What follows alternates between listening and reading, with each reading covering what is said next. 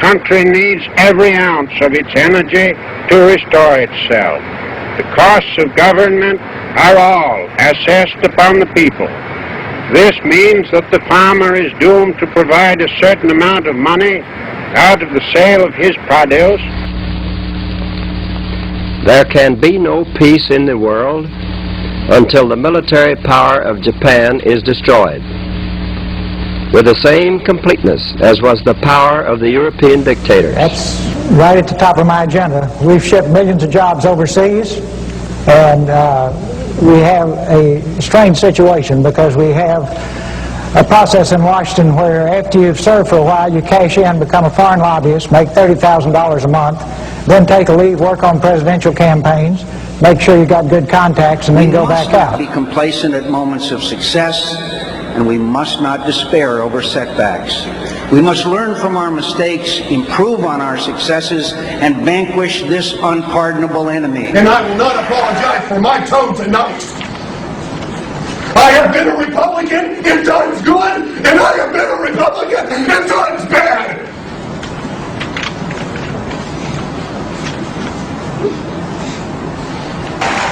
Tonight, I ask you to remember what a presidential election is really about.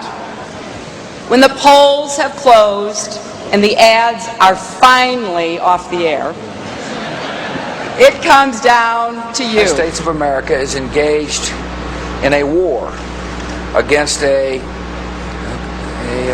extremist group of folks. Families is where our nation finds hope, where wings take dream. If you don't stand for anything, you don't stand for anything. If you don't stand for something, you don't stand for anything. Fool me once, shame on you. If fool me, we can't get fooled again. In my state of the union, or my speech to the nation, whatever you want to call it. Too many of us now tend to worship self-indulgence and consumption. Human identity is no longer defined by what one does, but by what one owns. But we've discovered that owning things and consuming things does not satisfy our longing for meaning. We will be able to speed up that day when all of God's children, black men and white men, Jews and Gentiles, Protestants and Catholics, will be able to join hands and sing in the words of the old Negro spiritual, free at last, free at last, thank God Almighty, we are free at last. And the glow from that fire can truly light the world. And so, my fellow Americans, ask not what your country can do for you, ask what you can do for your country.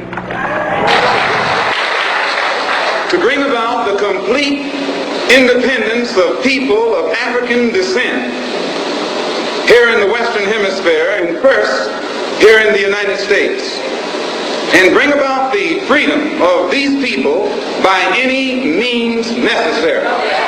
If there is anyone out there who still doubts that America is a place where all things are possible, who still wonders if the dream of our founders is alive in our time, who still questions the power of our democracy, tonight is your answer.